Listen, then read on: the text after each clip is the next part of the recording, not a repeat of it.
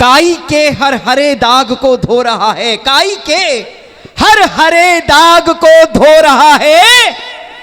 देश मेरा फिर से भगवा हो रहा है, देश मेरा फिर से भगवा। एक बार आगे से पीछे तक जितने लोग हैं अपने दोनों हाथों को उठाएं और जोरदार तालियों में तब्दील करके मुझे अनुमति दें। स्वागत है महादेव। बहुत बहुत आभार आप लोगों का। बनारस हमेशा की तरह स्नेह देता रहा है। ये मेरे जो भगवा पहने हुए दोस्त हैं, मैं चाहूँगा कि अगर आप लोग आगे आ जाएं तो मुझे और अच्छा लगेगा और ऊर्जा मैं महसूस करूँगा।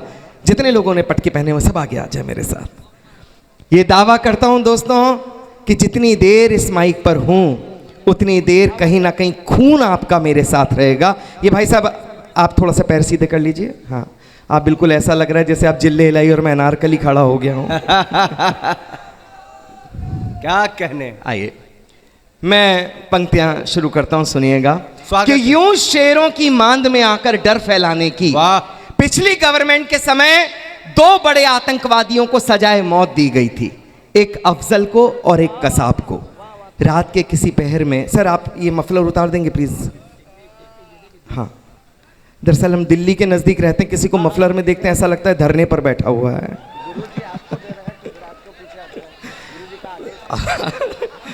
तालियां वाली आए तो मिलकर के आए। मैं पंक्तियां पढ़ता हूं। स्वागत है। यूं शेरों की मांद में आकर डर फैलाने की पिछली गवर्नमेंट के समय 2 बड़े आतंकवादियों को सजाए मौत दी। रात के समय उनको सूली पर लटका दिया गया और सुबह सुबह न्यूज फ्लैश होती है, आज हम लोगों ने अफजल को लटका दिया, आज हम लोगों ने कसाब को मार दिया। उस समय के एक बड़े नेता मिले मेरे को एक कार्यक्रम में, तो मैंने उनसे पूछा, मैंने कहा सर ये फाइल रातों रात क्यों सल्टा देते हैं? इनको चुप कीजिए। हाँ, पीछे जो आवाज आ रही है।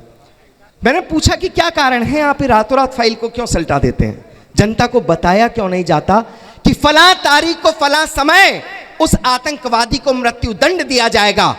तो उन्होंने कहा कि सौरभ भाई अगर हम लोग ये डिस्क्लोज कर देंगे कि फला तारीख को फला समय उस आतंकवादी को मृत्यु दंड दिया जाएगा तो लोग विद्रोह करेंगे और हम नहीं चाहते कि हमारे दल का कोई विरोध करे। विश्वास मानिएगा, अंतर्मन से आह निकली थी, अंदर से ये चीख निकली थी कि काश हिंदुस्तान के सिंहासन पर कोई ऐसा शेर आकर के बैठे जो एक बार हिंदुस्तान में दहाड़े तो कलेजे बाहर वालों के दहलने लगे। वो सपना पूरा होते हुए देखा, तब पंक्तियां देना चाहता हूं। क्या कहने। मुझे गुबार दिखना चाहिए। जितने लोग यहां पर बैठे हैं उनकी तालियों की गर्माहट। क्रांति धरा मेरठ से आया हूं, मुझे लगना चाहिए कि मां गंगा के घाट पर खड़े होकर के देशभक्तों के बीच कविता पढ़ करके आया हूं। मैं पंक्ति देता हूं, सुनना। कि यूं शेरों की मांद में आकर डर फैलाने की, यूं शेरों की मांद में आकर डर फैलाने की, गीदड़ की औकात कहां थी आंख दिखाने की। कि यूं शेरों की मांद में आकर डर फैलाने की, गीदड़ की औकात कहां थी आंख दिखाने की। यदि अफजल को लाल किले पर हमने टांग दिया होता, किस कसाब में हिम्मत थी फिर भारत आने की।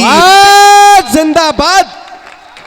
क्या किस कहने कसाब भाई में वाह। हिम्मत थी फिर भारत आने की, किस कसाब में हिम्मत थी। एक इसी गोत्र का मुक्तक और सुनाता हूं, सुनिएगा। कि पकड़ पकड़ कर जेल में डालें किस नीति के अंतर्गत। वाह। केवल 10 आतंकवादियों ने हमला किया था मुंबई पर, 9 को हमारी खाकी ने वहीं पर खाक में मिला दिया था। एक बचा था कसाब, और साहब दामाद बन करके रहा हमारी जेलों में। हमारे तो दिल्ली के मुख्यमंत्री उसके पक्ष में खड़े हो गए, बोले इनकी फांसी रोक दीजिए, इनका भी परिवार है। केजरीवाल जी बोले इनकी फांसी रोक दीजिए, इनका भी परिवार है। साहब किसका परिवार? जिसने ये नहीं देखा कि उनकी गोलियों में और गोलों के सामने आने वाले छोटे बच्चे हैं या वृद्ध लोग। ना महिला देखी ना पुरुष, ना जाति देखी ना नियम। उनके परिवारों के ऊपर हम दया करें। साहब हिंदुस्तान इतना नपुंसक नहीं हुआ। सौरभ कहने की हिम्मत करता है, आप स्वीकार करना। बोले इनके परिवार वाले हैं, फांसी रोक दो, फांसी रोक दो। अपनी खांसी तो रुक नहीं रही थी, फांसी रोक दे। मैं विरोध की 4 पंक्ति पढ़ता हूं, लगे कि गंगा किनारे से ये आवाज आप तक पहुंचनी चाहिए थी। तब जितने लोग यहां पर बैठे उनका समर्थन मांगता हूं, सुनना। कि पकड़ पकड़ कर जेल में डालें किस नीति के अंतर्गत, पकड़ पकड़ कर जेल में डालें किस नीति के अंतर्गत, हत्यारों की फांसी टालें किस नीति के अंतर्गत, कि हत्यारों की फांसी टालें किस नीति के अंतर्गत?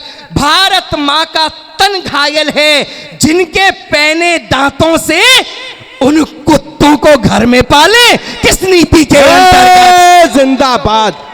क्या कहने भाई, वाह। और अब मैं दावा करता हूं कि अब अगर हिम्मत हो तो तालियां रोक करके बताना। 4 पंक्तियां आपकी धरती से उठाना चाहता हूं। साहब, लोग कई बार आरोप लगाते हैं आप दल के पक्ष में पढ़ते हैं, विशेष दल के पक्ष में पढ़ते हैं। मैं विशेष दल के पक्ष में नहीं पढ़ता साहब। मैंने परिवर्तन देखे अपने उत्तर प्रदेश के अंदर। पहले हम लोग फिल्मों में देखने जाते थे, टॉकीज में फिल्में, तो वहां पर राष्ट्रगान बजा करता था, हम उसके सम्मान में खड़े हो जाते थे। कुछ लोग बैठ करके हमारी खिल्ली उड़ाते थे देखो देशभक्त खड़ा हो गया, देखो राष्ट्रभक्त खड़ा हो गया, और हम कुछ नहीं कह पाते थे। आंखें नीची करके अपने परिवार वालों के साथ वापस आ जाते थे। आज हमारा मुख्यमंत्री कहता है कि किसी के पाप में हिम्मत है तो मां भारती का अपमान करके बताए, घरों पर बुलडोजर चढ़ा दिए जाएंगे, लेकिन आपको तमीज सिखा दी जाएगी। ये परिवर्तन। और साहब, अभी पिछले दिनों महाराष्ट्र का एक विधायक अबू आजमी, वो ये टिप्पणी करता है हिंदुस्तान के। छावा किस किस ने देखी? एक बार हाथ उठा करके सबने देखी होगी छावा मूवी। संभाजी महाराज के बलिदान पर थूकते हुए उस हीजड़े ने यह बात कही कि बलिदान का सबसे बड़ा नाम था औरंगजेब, श्रेष्ठ शासक था, और उसने कोई भी कत्ल यदि किया तो वो राजनीतिक कारण थे, उनके पीछे कोई जातिवाद नहीं था। साहब, जब पूरे हिंदुस्तान से कोई आवाज नहीं आई तो हमारे योगी जी ने कहा कि अगर आपके बस की इस बदतमीज का इलाज नहीं है तो उत्तर प्रदेश में भेज दो, हम ऐसों का इलाज करना जानते हैं। ये क्या बात है भाई, वाह। ये परिवर्तन हम लोगों ने महसूस किए साहब। एक पत्रकार ने योगी जी से पूछा, आप कैसे इलाज करते हैं? उन्होंने कहा, भेज के देख लो। बोले नहीं, मतलब आप ये कहना चाहते हैं कि उत्तर प्रदेश में हर व्यक्ति देशभक्त है? तो बाबा जी ने कहा, हां, उत्तर प्रदेश के हर व्यक्ति में देशभक्ति कूट कूट कर भरी हुई है। हमने पहले कूटा फिर भरी तो जो बातें नहीं जानते, हमारा प्रदेश आज उनको लातों से बातें समझाना जानता है। मैं उस प्रदेश की हिमायत में बात करता हूं। बात पहुंचा। और साहब, अभी पिछले दिनों लखनऊ में एक मुशायरा था, तो एक शायर ने एक कोट किया, मुक्तक। बाबा जी यहां पर बैठे हुए हैं, सांझी आपके समर्पित करता हूं ये पंक्तियां। कोट किया दुष्यंत का मुक्तक कि रहनुमाओं की अदा पे फिदा है दुनिया, इस बहकती दुनिया को संभालो यारों, और कैसे नहीं होगा आकाश में सुराख, एक पत्थर तो तबीयत से उछालो यारों। वाह। एक चाचा खड़े हुए, बोले साहब पत्थर उछाला था, बाबा जी ने 8 लाख का जुर्माना भेजा, कल दुकान की बिक्री है, आप भी आ जाना। तो हम उस प्रदेश में हैं जो प्रदेश उत्तर देना जानता है। पिछले दिनों की बात है, लखीमपुर खीरी में एक बड़ा कांड हुआ था, पूरे देश की राजनीति वहां पर आकर के रोई।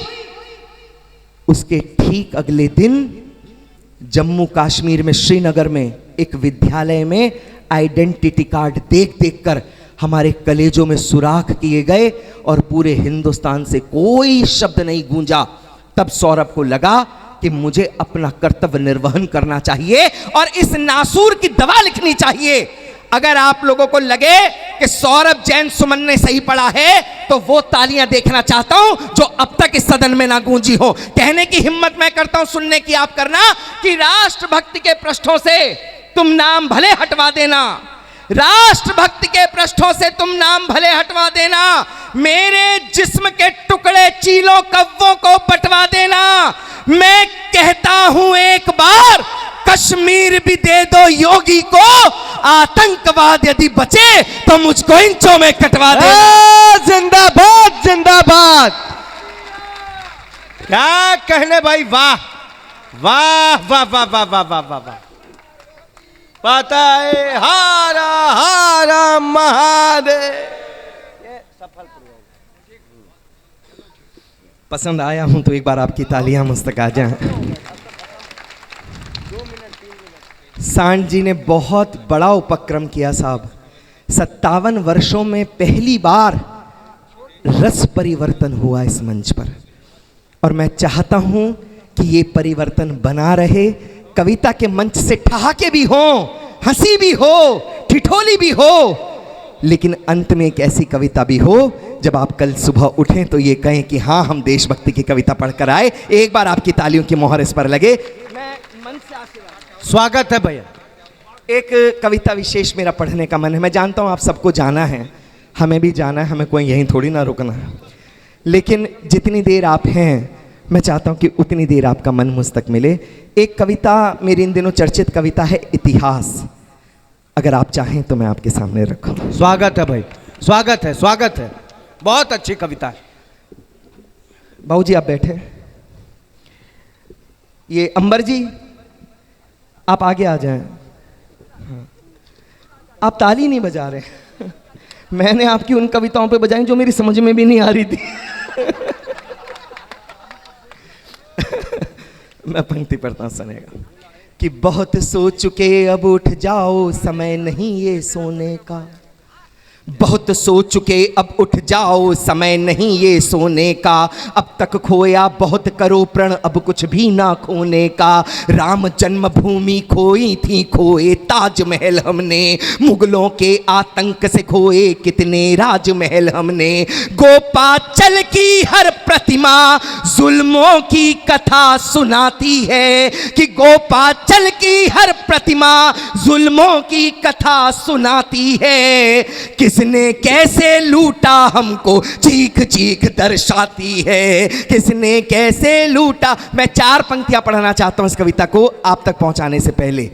जिस धरती पर खड़ा हूं साहब, शायद उसका भी कोई ऋण सौरभ पे है जो मैं कवि हो गया। मैं वो ऋण उतारना चाहता हूं कि ज्ञान वापी से कुतुब से ताज से। वो एक बात कहते हैं, सिवा अल्लाह की मर्जी के, सिवा खुदा की रजा के इस कायनात में एक पत्ता भी नहीं हिल सकता।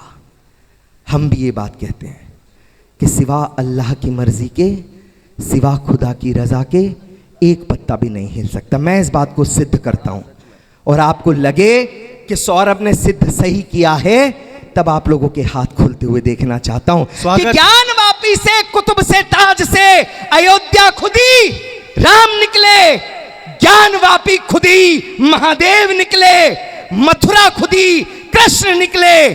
और ये मेरा दावा है कि जिस दिन कुतुब मीनार खुद गया उस दिन आदिनाथ प्रकट होंगे और पूरा विश्व देखेगा। क्या बात है भाई। तब कहना चाहो, और साहब छोड़ो धरती को खोदना, अपनी नस्लें खोद लोगे तो वहां भी हमारे पुरखे निकलेंगे। अमर अकबर एंथनी किस किसने देखी है? सबने देखी है। जिसने नहीं देखी जाके देखना। बेटा चाहे अमर हो, चाहे अकबर हो, चाहे एंथनी हो, बाप सबका किशन लाल होता है। पंक्ति पढ़ता हूं कि ज्ञान वापी से कुतुब से ताज से, भाव भीनी वो विदाई चाहता है। ज्ञान वापी से कुतुब से ताज से, भाव भीनी वो विदाई चाहता है। जानता है सत्य शायद इसलिए, अब खुदा भी बस खुदाई चाहता है। अब तालियां कमजोर हैं। बहुत बहुत आभार। मन से पढ़ता हूं, सुनिएगा। स्वागत कि है। पृथ्वीराज ने गौरी को 16 युद्धों में जीता था। मेरे पिताजी अतिरिक्त देशभक्त नेकर वाले मुझसे बोले, सौरभ एक सीरियल शुरू हुआ है पृथ्वीराज चौहान, इसको देखना। मैंने कहा क्यों? बोले तुम देशभक्ति की कविताएं लिखते हो, तुम्हें कंटेंट मिलेगा। सर पहले एपिसोड से लास्ट एपिसोड तक देखा, वो पृथ्वीराज चौहान संयोगिता के दुपट्टे से बाहर नहीं निकले। मुझे ये नहीं समझ में आया कि ये लोग हमें बताना क्या चाहते हैं, ये लोग दिखाना क्या चाहते हैं। वो बाजीराव जिसने अपने पूरे जीवन काल में एक भी युद्ध नहीं हारा, उसे एक नर्तकी के प्रेम में मरता हुआ दिखा दिया, और हम जाकर के वाह वाह कराए।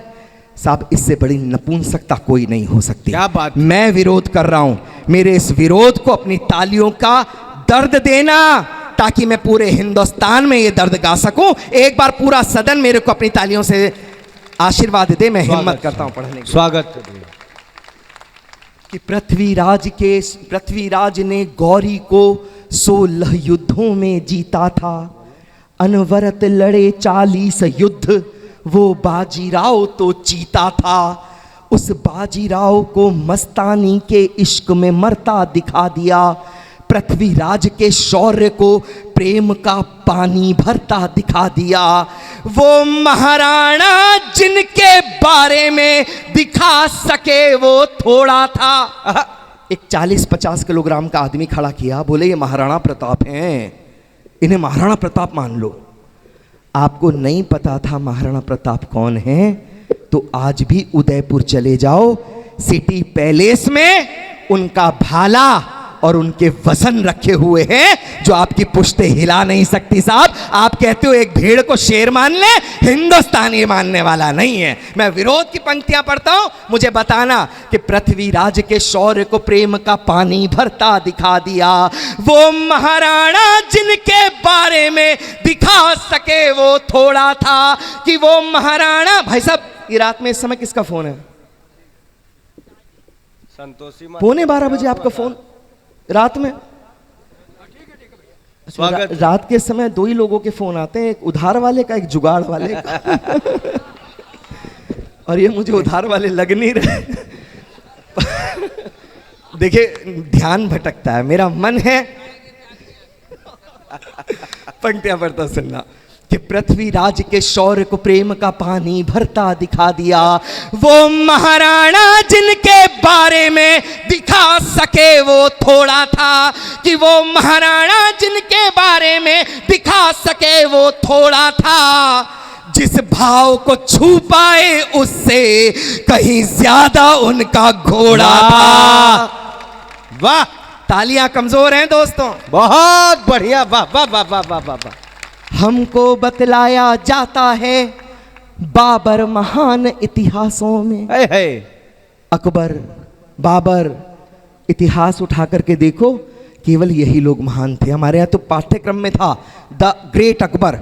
अकबर महान पढ़ा होगा आप लोगों ने भी, अकबर द ग्रेट। मैं एक बात कहना चाहता हूं, पढ़ी लिखी काशी सामने है साहब। आप एक तरफ कहते हैं कि गांधी जी के साथ गोडसे स्वीकार नहीं है, हम भी कहते हैं कि गांधी जी के साथ गोडसे स्वीकार नहीं होना चाहिए। लेकिन अगर गांधी जी के साथ गोडसे स्वीकार नहीं है तो महाराणा प्रताप के साथ हमें अकबर क्यों स्वीकार हो, इस बात का भी तो हमारे मन में प्रश्न उठना कहने भाई, चाहिए। वाह। ये बात भी तो कहना चाहिए। मैं बाबूजी बैठे हैं पीछे, बड़ा रचनाकार, उनके श्री चरणों में अर्पित करता हूं ये पंक्तियां कि हमको बतलाया जाता है अकबर महान इतिहासों में, नहीं मिलता शाहजहां जैसा कोई प्रतिमान इतिहासों में। बेबस के पति का पूरे के पूरे इतिहास में सबसे बड़ी प्रतिमूर्ति कोई है? सर मैं तो डर गया। अगर प्रेम की कोई सबसे बड़ी प्रतिमूर्ति है,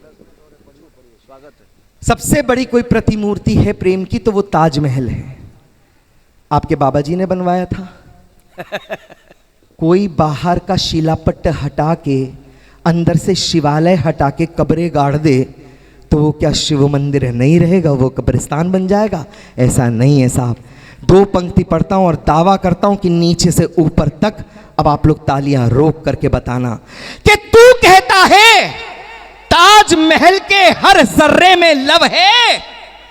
तू कहता है ताजमहल के हर जर्रे में लव है, तो खुल जाने दे दरवाजे, देखें शिव है या शव है। कि खुल जाने दे दरवाजे, देखें शिव है या शव है। खुल जाने दे दरवाजे, देखें शिव है या शव है। तब पंक्तियां पढ़ता हूं सुनना कि हमको बतलाया जाता है अकबर महान इतिहासों में, नहीं मिलता शाहजहां जैसा कोई प्रतिमान इतिहासों में। बेबस के पति का वध कर जबरन देह को जिसने लूटा था, वहशी नजरों से सिंदूरी कोई दामन ना छूटा था। यदि ये महान थे तो वो कौन थे जो असमत से खेले थे, जिनकी बर्बरता के कोड़े हमने पीठों पर झेले थे।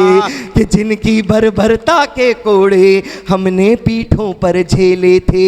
वो कौन थे जिनकी औलादें दीवार में जिंदा चुनवा दी। है, है। क्या इतिहास पढ़ाया जाना चाहिए साहब, जो हम लोगों को नहीं पढ़ाया गया।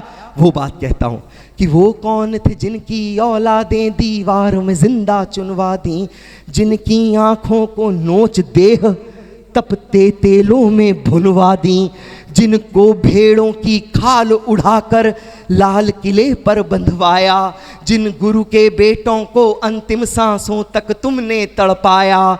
वो कौन थे जो हल्दी घाटी में दुर्ग की भांति अड़ते थे, शीश भले कट जाए किंतु धड़ शत्रु से लड़ते थे। जिंदाबाद, क्या बात है भाई, वाह वाह वाह वाह वाह बहुत बहुत आभार, बहुत बहुत धन्यवाद। वाह वाह वाह वाह। पढ़ना है बलिदान पढ़ो तुम जाकर हाड़ी रानी का।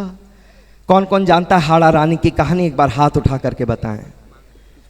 पूरे सदन में 3-4 लोग केवल। आपका दोष नहीं है सर, आपका दोष नहीं है जो लोग नहीं जानते। हमें हमारे पाठ्यक्रम में ये तो बताया गया कि गांधी जी की बकरी को बांधने वाली रस्सी किस म्यूजियम में रखी है, लेकिन ये नहीं बताया गया कि हमारा इतिहास किन कांधों पर चल करके हम तक पहुंचा है। क्या बात। कल सुबह उठना, इंटरनेट सर्फ करना और ढूंढना हाड़ा रानी कौन थी। केवल 3 दिन हुए थे विवाह को राणा रतन सिंह के, जाना नहीं चाहते थे। रणभूमि से आज्ञा आई कि मातृभूमि बुला रही है, आओ ऋण चुकाओ। नहीं जाना चाहते थे, जाना पड़ा। पहली रात में रणभूमि में जाकर के हाड़ा रानी के लिए प्रेम पत्र लिखा। रानी, तुम्हारे साथ बहुत कम समय व्यतीत हो सका, लेकिन जो समय व्यतीत हुआ वो ना मैं भूल पा रहा हूं, ना मैं उससे आगे बढ़ पा रहा हूं। अगर ईश्वर की अनुकंपा रही तो पुनः जल्दी मिलन होगा। घुड़सवार को दिया पत्र, जाकर के देना रानी को। घुड़सवार वो पत्र लेकर के रानी के पास पहुंचा। मैं थ्रिल हो जाता हूं, कांपने लगती हैं अंदर की कहीं ना कहीं अस्थियां तक जब ये वाली बात बोलता हूं। रानी के पास पत्रवाहक लेकर के पहुंचा वो पत्र। रानी ने पत्र पढ़ा तो उनको लगा कि राणा का मन मुझ में लगा रहा तो ये मातृभूमि युद्ध हार जाएगी। साहब, इतना सुनना था, इतना पढ़ना था। रानी ने उस घुड़सवार से कहा कि जो चीज मैं तुम्हें दे रही हूं वो जाकर के राणा को देना और उनसे कहना कि अब रानी भी तुम्हारे साथ युद्ध में आ गई। और साहब, इतना कहकर अपना शीश उतार कर थाल में सजा करके जिसने दिया वो थी हाड़ा रानी, जिसका इतिहास हमें पता होना चाहिए। वाह,